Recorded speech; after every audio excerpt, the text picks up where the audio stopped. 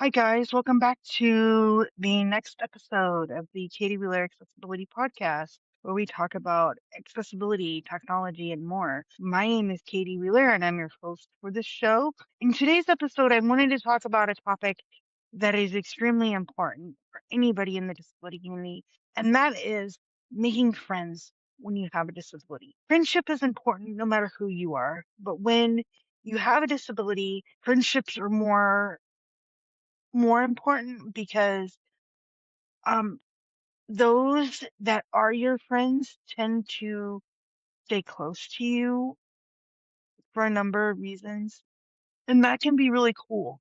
But I will tell you that there are special considerations when you do become friends with a disability with someone. So, and while everybody's situation is different, I wanted to share some of my tips and tricks for those of you out there who may be curious. So, first and foremost, the most important thing that I think everybody needs to be aware of is friendships can be difficult no matter who you are, disability or not. The basics, like building blocks to success would be number one, communication being the foundation of any friendship, whether that be personal, professional, romantic, or otherwise. Okay.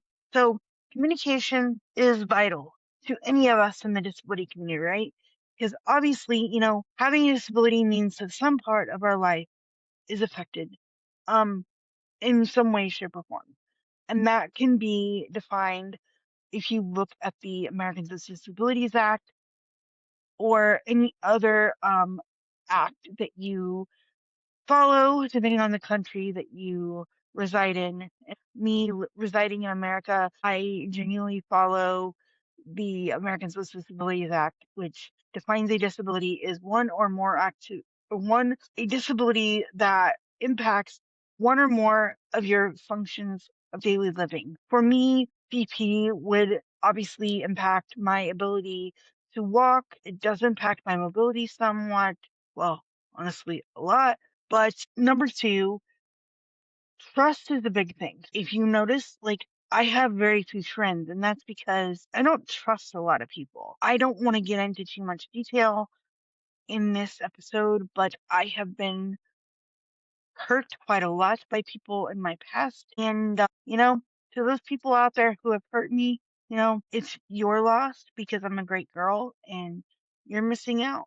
So, anyway, secondly, with trust comes, the ability to contact me via email or cell phone number, via text or phone call. And honestly, like if I trust you, I will probably most likely give you my phone number first. I typically do not relinquish my email or personal address until I really get to know the person really, really well. And so those things, are very important. Probably the third thing that is most important would be planning when you have a disability. Unfortunately, a disability means that everything takes longer. You have to think more. You have to plan around things. So every aspect of my life, no matter what it is impacted by my disability. I do not let this stop me from doing anything in life other than the obvious things like, being a ballerina, being a roofer. Like, I'm not going to go jump off roofs. I'm not going to be like an astronaut. I'm not going to, do anything crazy like that. But like planning things that I can do and having friends that care, love, and respect me as much as, you know, I care, love, and respect myself is really important. So how do I know that they do this? They accept me for who I am regardless of circumstances, right? So respect to the fact that I have extra challenges and they love me anyway, because they know that no matter what day it is, what time of day it is, what time of year it is, like no matter what, I try and I push forward no matter what the challenge that I face is. Like I don't let anything about my disability get me down. So ultimately, to those of you out there who struggle to make friends, just know that you're not alone. And having safety measures in place is okay. And having standards that you set for yourself that are very, very high is okay, and not backing down on those standards is also okay. So ultimately, and depending on who the friend is and the level of friendship, you might also request to meet with, with some of their core, like, support system so you get to know them as well. Because I know for a fact for me, like,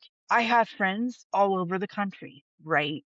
So, for me to like have friendships means that ultimately, no matter who it is, like one of us is going to have to travel, right? So having people that I really trust, but also extra people, and I don't mean like, assistants or whatever, but I mean having and at least knowing their core support system, i.e. family members, friends, etc., make me feel more comfortable as a woman because traveling with a disability, there are safety risks involved, right? And ultimately, like I'm not afraid to get out there and experience life, right? Because life is too short to be anything but happy. So I really want to encourage those of you out there that if you are, scared to pursue a dream, scared to open a chapter, scared to do anything in life, the best thing you can do for yourself is just try because you never know what you're capable of or what you can do until you try, right? So I hope this episode is helpful to some of you out there. And if you have any questions or would like future episodes on the topic, because I'm planning to do a travel series later this summer, but I will not be disclosing where I'm going until a future date. We will get a conversation started. So I really appreciate those of you out there who has supported this podcast, and I look forward to future episodes. Thanks, guys.